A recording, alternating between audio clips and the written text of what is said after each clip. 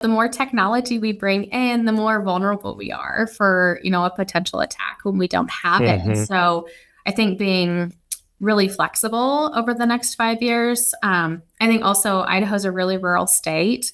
It's part of what makes us beautiful. But I think part of that is the reality is we're in it together. And so I think, I hope over the next 5 years, we continue to see the growth of collaboration and coordination on a cybersecurity front.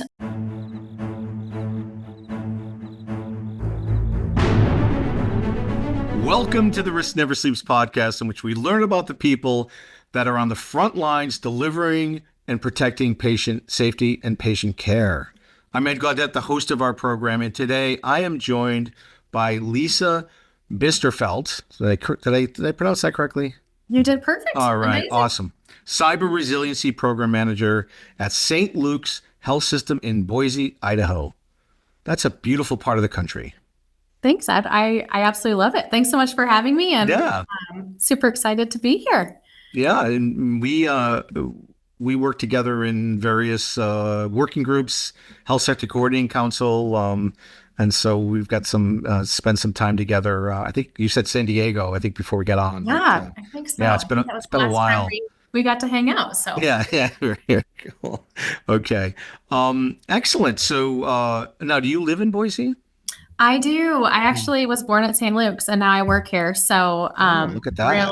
Not so much interest on that side of my life story, anyways. But I agree. I think it's absolutely gorgeous. My husband and I are both runners and mountain bikers, so super exciting to be. It's a great part of the country that is really undiscovered. I don't think people think about Idaho. They don't think about the beauty that Idaho is.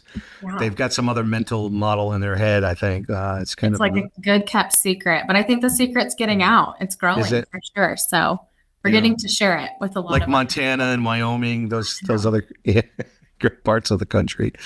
All right, so let's get started. Maybe you share with listeners a little bit about your role in your organization. Sure. So my role is a unique one. It's definitely something that's new and upcoming, which makes me really excited. My background's actually in emergency management, and I have a master's in public health. And so after doing that for the St. Luke's Health System for about 5 years, I transitioned over to our cybersecurity team, which was very exciting and unexpected in my career journey. But within this, came over to build our cyber resiliency program, which is really exciting. Within this, my team focuses on not only disaster recovery and backups, but also downtime and business continuity.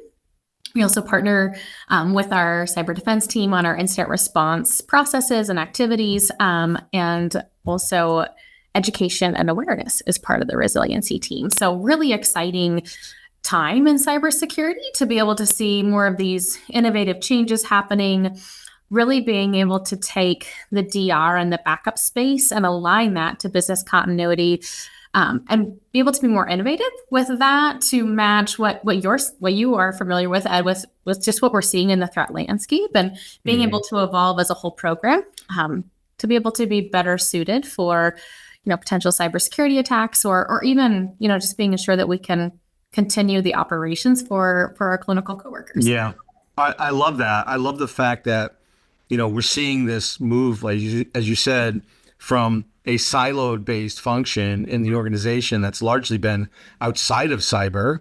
It's sort of been on, over to the side on its own. There's some coordination, but it needs to be integrated, I believe, with cyber and with risk management. So it's good to see that St. Luke's is doing that. It's exciting, as you said. Yeah. Now, are there any specific conferences that you've identified that are really identified for that type of role, or? Really, I feel like it's a newer role for sure. I've been in it for about 5 years, and so really grateful for St. Luke's kind of taking that step and being more innovative and driving this new approach to cyber resiliency as part of cybersecurity. We partnered with a few different hospitals across the country that are doing something like this, but really it's meshing, a few different things that, like you said, have been siloed in the past. And so, not to say we're the only ones doing it, but I think it's definitely kind of at the cusp of something new and innovative. And Hmm. so, anytime we hear of, partners, I know Vermont Health Network is doing a lot of this, and I've had the pleasure, I think you have as well, Ed, with Health Sector Coordinating Council to be able to work with Nate and a few others. And so, anytime we can Hmm. partner to kind of see how they're putting it together, I think resiliency is a really big word as well. So we're seeing a lot of that in the cyberspace. I'm always really excited to hear of these departments that are building a cyber resiliency, because I want to hear, what does that mean to them and how are they taking this approach, because there's so much opportunity to learn from others, and Yeah. how they're pulling it all together. So I do feel like, well, it can be challenging at times that this is Yeah. a new part of cyber. Super exciting to see how each different region or each hospital or even each industry is kind of tackling this new cyber resiliency concept. Yeah, you're sort of like the defibrillator of operations, right? If things go down, like you're Yeah. the one that responds and gets them recovered quickly. And again, connecting it with cyber is so important. Now, did you come from a cyber background? Did you have to learn that on the job? What was that Yeah. like? I did not. So my background is actually in public health. I have a bachelor's in health science and then a master's in public health. So I've always been drawn to healthcare. And I think having that really makes me in my position today so well-rounded, because it's so easy to lose sight of the importance of kind of why we're Yeah. here and what we're doing. Mm, And all my friends are nurses, and so it's easy to really help maintain the why of why I'm in cyber for healthcare, and mm. really brings that background of public health to light. But in all reality, I thought I would be doing childhood nutrition, or physical activity. And so, right out of school, I got a job in emergency management, which at the time I thought was like, oh, cool, Red Cross, which was very far from Red Cross. But it taught me some really amazing organizational skills and processes. I was an Mm, emergency manager for about 8 years. And so being able to take my love of public health and my love of patient care, coupling that with the skill set of emergency management and bringing that to cyber was great. But I will say that the learning curve was sharp. However, it's really the thing that's kept me here. Like I've fallen in love with cybersecurity. I think it's ever changing, and so as being, everyone says like a lifelong learner, but really, like, to be in this industry, you have to want to be a yeah. lifelong learner, because threats we were seeing 5 years ago aren't the threats we're seeing today. And so, um, just being able to be absorbed in it and learning Yeah. as I go has been really challenging at times, but so rewarding in the end. Yeah, I love that perspective too, because your superpower is probably the ability to translate what's happening from a cyber perspective into the language that the clinicians and the business really understand. Oh, I couldn't agree more. I mean, I was on a leadership meeting even this morning, and for us in tech, when we say, it's all tied to the network, we know what that means, right? But being Hmm. able to resonate that with our clinical colleagues and help them understand what like a network loss looks like, Hmm. and being able to provide examples that are realistic for them, but Mm. also being able to communicate that back to my cyber and IT colleagues, right? For them to better understand, the importance of the work we do and the potential impact it has on us to Mm. continue our mission if it's not available. So it sounds like you've been in healthcare for a long time. What was the inspiration? Why did you get into healthcare? I honestly, I don't think there was ever anything else that was Mm. fascinating to me. Throughout college, I jumped around a little bit. Luckily, I think at one point my dad said, "Just stick with one, so you'll finish college." But luckily, because he was so kind to pay my way through school, so he's like, "Let's be done." Yeah, that's But so good. luckily, it was. I'm sure you mentioned your Oh, I daughter. I'm can't. sure you Yeah, can relate to yeah. this. But luckily, around in going through this, it was always within the health science arena. And so I Hmm. think, whether it was nutrition for a little while, I started with pharmacy, but learned that you can't memorize chemical equations. So I was not good at those. But as I navigated, through this, I just continued to have this love for healthcare. And so, Mm. really sticking with that, getting more of a general health science degree, and Hmm. then just really embracing this thought of community health and public health. Is what took me to get my master's. And again, I think so far away from what I'm doing now, but it's that journey that I think really Yeah. makes you, strong and relevant in what you're doing. So yeah, Resilient, I should say. yeah, how appropriate, right? Personally resilient. Yeah. No, and I Exactly. love that. And there's that shared mission that you don't see in other industries that you get in healthcare right out of the box, right? Yeah. Um, Like that it's feel good, I think, I mean, I say that, I feel like it's so important, when I'm talking to, young students or people that are interested in cyber, I tell them you have to find an industry you align with because you can do mm, cyber security anywhere, right? But if you align with the financial sector, that's great. Or if you align with mhm. critical infrastructure. But I think when we are looking for people to join our team in healthcare, I think having that passion for, like you said, that community involvement and really the focus on the patient is so Yeah. critical for healthcare cybersecurity for sure. I saw that you're an adjunct professor too. You mentioned talking to the I students. did. So Yeah, yeah. I'm not teaching anymore, but I did teach for about 9 years Oh, wow. at Okay. my alma mater, which is Yeah. Idaho State University. And what an amazing opportunity. I Yeah. think not only is it just so great to get to be so influential at that point in someone's journey Mhm. of their young adulthood, but just the amazing things that you can learn from your students as you're going through. And so, Yeah. yeah, such a great opportunity. I think if Yeah, I love anyone that. has it. There's no, they don't bring any bias. There's this purity of thought.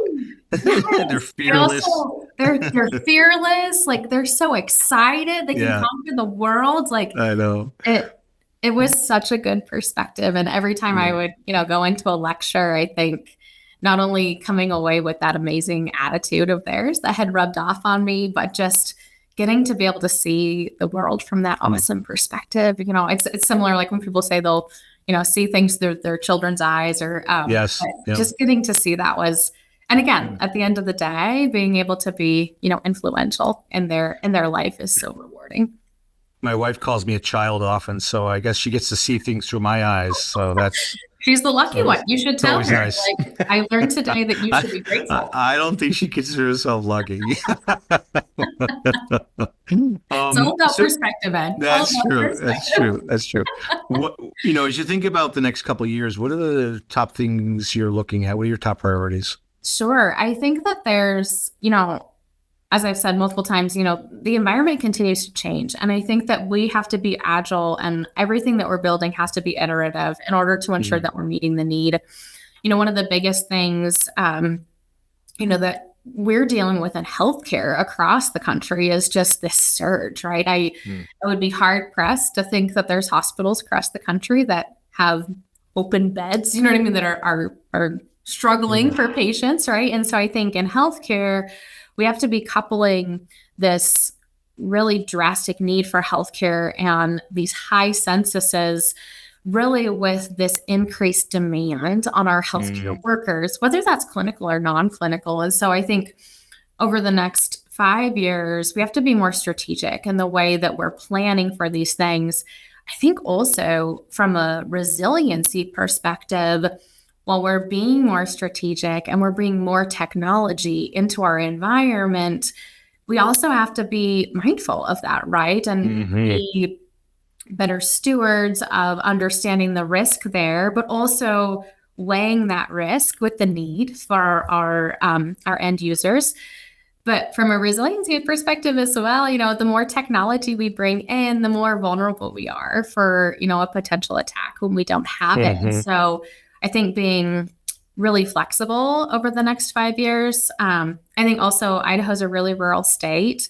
It's part of what makes us beautiful. But I think part of that is the reality is we're in it together. And so I think I hope over the next 5 years, we continue to see the growth of collaboration and coordination on a cybersecurity front. Like mm, a lot of our hospitals are small critical access hospitals, and they just don't have the resources or the staff to support sometimes a really robust cybersecurity program. And so I think it's important for us to, even as a country, lean in and see how can we strengthen cybersecurity from a healthcare setting?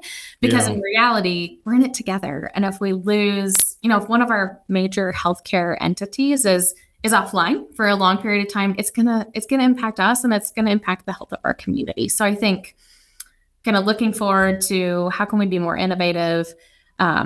How can we really ensure what we're doing is strategic and is matching the landscape, but also how can we make the biggest impact with what we're doing as well? I love that. And I love this notion of elevating the importance of the human resiliency as we think about technology adoption, because that really drives, positive benefits, but also it puts a lot of pressure on people to understand, use the technology. Older populations, are not going to be texting or using TikTok per se, not to stereotype people, but I'm not on TikTok, right? Oh, I'm not either. So I guess we're in that one together. All my kids are, though. All my kids are on TikTok. But no, so I think that that's a really good point to remember in the overall resiliency program. It's not just about the technology, but it's also about the people and the human aspect of being a person and all the demands that we put on each other. I think it's really Absolutely. great. Outside of healthcare and in your current role, what would you be doing if it wasn't this? What are you most passionate about? Ability to do anything. Anything. No, it's a fun question. I do love to cook. It's one of my very favorite things. And so I don't know. I don't know if I maybe would have a career. All my family cooks as well. And so maybe something in culinary. I think also my heart still lives in public health, and I love the ability or the thought to improve the health of my community. And so one thing I learned in public health, though, in doing my internship is my heart isn't strong enough for public health. I think it's a hard industry, but if it was anything, I guess I would love to do, childhood nutrition or really work on childhood hunger is something I'm really passionate about. And so light years different from cybersecurity, but I love that. Something different I be doing. Combining your love for community involvement and culinary, that's right, cooking, and I'll just cook and feed all of the hungry kids. There you go. So that would be my job. Or you can invent something that, Exactly. some type of new cereal that's not like the things I used to eat. All right, here we go. So you mentioned students. So going back in time, if you could run into your 20-year-old self, what would you tell her? I think one of the things I would tell her, and this is actually what I told my nephews as they're getting ready to go to college or other students, is just be open. I think that there's never in a million years when I was, sitting through classes did I think that I would be leading a cybersecurity program.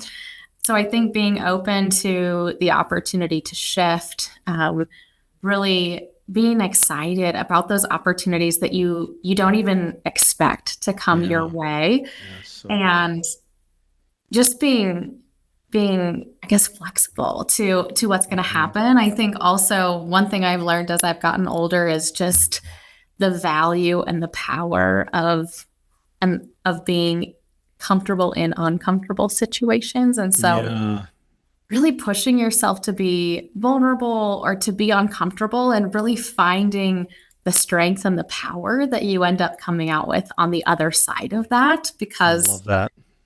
Your young self doesn't want to hear that by any means at all. But I'm sure you have experiences in your life too, Ed, right? When you think back about it, of, through this really challenging or this growth time, just the amazing things that have come full circle from that. So I think that's probably what I would tell her. No, I love that. I love that advice. I mean, for me, very similar, although I put a lot of pressure on myself. I realized that it's all about the journey. And if you're open to the journey, just throw your, throw yourself to fate. Sort of just enjoy the ride, Yeah. Let it take you where it's going to take you. Don't try to over architect it or steer too hard to the left or right. And if you're open to those opportunities as they come up, then it can really make or break your overall experience in your job, in your career, in your personal relationships, professional relationships, etc. It's so true. I feel like it's finding that balance, right? I've always been very driven and very self-motivated. But even in college, I remember I had planned to study abroad, and I was like one semester away from getting a Spanish minor. And in my mind, though, I was like, oh, but that's going to add another semester onto my degree, and I have to graduate. And now my adult self is like, what were you thinking? Like, a semester in Spain sounds incredible. You should have Like, done that. You should have it's done it. 6 months. And so Oh. I think Did it's a lesson Did that you we ever go? Did you ever no, get to Spain? I'm still Oh no! waiting to go. I know. Oh It's no, so like, Lisa! Oh my I gosh! know. And it's a Oh lesson to oh! apply to your adult life too, right? So, Barcelona is amazing. The Sagrada Familia, the uh, church. Oh, that Gaudi. you're Oh, just rubbing it in at this I point. spent like Yeah. a day in a church. I've never spent a day in a church ever. I spent like Oh, 8 hours in a church. It was oh my amazing. gosh. And I've heard the It's so beaches. incredible. Oh, Oh, it's so incredible. Spain. It's I so incredible. know. Yeah. Well, you got But to like get there. applying it to your adult life too, right? It's so easy for us to we're always running projects or dealing with Yeah. deadlines or and so I think it's so Okay. I've got important. an idea for you. Here Yeah, we go. do a Here we go. challenge. There's a challenge. Yeah. You told me we're going to get to this a little bit, but you told me you like to run and to hike, right? Ah, I think you said that right. Did I I get that do. right? Yeah. I Okay. do. Okay. So have you ever heard of the Camino de Santiago? Yes. It's a That's what huge you need. trail, isn't it? Right That's what you through. need to do. Yes. It's huge. Yes. Are you You challenging me can to the you whole can you thing? can do you can do little sections of it. You don't have to do the whole thing. It's a You can reasonable spend as challenge. little or as much time as you want, but Uh, you should do it. I said walk Yeah. right out of this podcast and just talk about Spain. There you go. All right. We'll put a pin in that for now. All Sounds right. good. So, um, share a fun fact about you that many people may not know. Oh wow. Fun fact. Um, I think one thing that is, well, I guess here's a fun one. As a child, I was very active, and so I would break a lot of bones, and I always did them right before summer break, which is not ideal for Oh. a small child. And usually I wouldn't let it slow me down too much. And one example was one summer, right before the week before school got out, I was doing flips off the monkey bar, which again, my adult self is like, What were you thinking? but I landed on my wrist and had a really nasty break. Oh. And so, yeah, a week before summer, my mom signed me up for summer swim team every year and was like, oh gosh, one of these times I'm going to go to summer swim team. But I think I was supposed to get the cast off like a week before I was supposed to get the cast off. We were going to a friend's house up at one of the high mountain lakes in Idaho, and I'd never water skied before. And I was really bummed out. And so my mom said, well, you get the cast off in a week. Just take a bag. You can hang out in the lake. And so by the end of the weekend, I was so over it that I at one point was learning how to water ski with a garbage bag over my cast. And so I learned to water ski with a broken arm. It was pretty gross when it came off. The cast was just dripping, like the plastic was kind of wet. That's So not easy for those of you that have water skied like myself. I You know. need two hands. I know. So I had this like gloved bag thing holding on to. So yeah, I guess fun fact: Well, learned to water ski with a broken arm. well, I got to ask you this next question, which maybe you've already answered it. What's the riskiest thing you've ever done? Oh man, I think same lake. We went to the same lake a lot growing up as a child. And so in between my graduate and my master's degree, my family had a house up there. So I actually stayed up there for 2 summers, which was the time of my life. Again, a great opportunity to pause and just enjoy life. But one night, we had been a bunch of us that were up there for the summer had been hanging out very late in the evening, and I'm sure partaking in some fun beverages. And we decided to go canoeing like at 2 a.m. Oh, Um, Never a good, never a good thing. Yeah. And I don't know, I was thinking, I stood up in the canoe and all of a sudden we're in the lake. It's summer, so it feels amazing, but it's like 2 a.m. And so we ended up swimming back over to shore, which we thought was really funny at the time. And then when we told our parents, they were like, what? You were swimming at 2 a.m.? So Now, see, if you watched Friday the 13th, 1 through 9, you probably would have never done that. no, luckily no Loch Ness monster incidents. Made it back just fine. Yeah. It's a funny thing. But yeah, now my adult self looking back, I'm like, oh, it's probably pretty risky. Probably shouldn't. All right, let's go to an island desert now. Let's go from the Okay. lake to the island desert. Oh, geez. If you're on an island desert, you can bring 5 records with you. What would they be? Oh, Yes. What do you listen to? I'm an older music person. Good. Yeah. So I would probably want some Tom Petty. Nice. All right. Let's see. I guess I'd probably want a mix, right? If it's the only 5. Yeah. So probably some Tom Petty, maybe a little John Denver.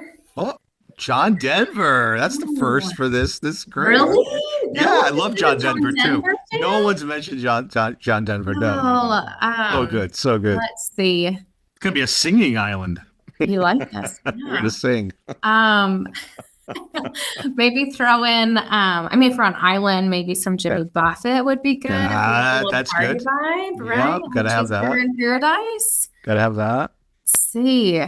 Maybe we'll round it out with some Garth Brooks, bring in a little Okay, yeah, or that's George pretty good. Strait.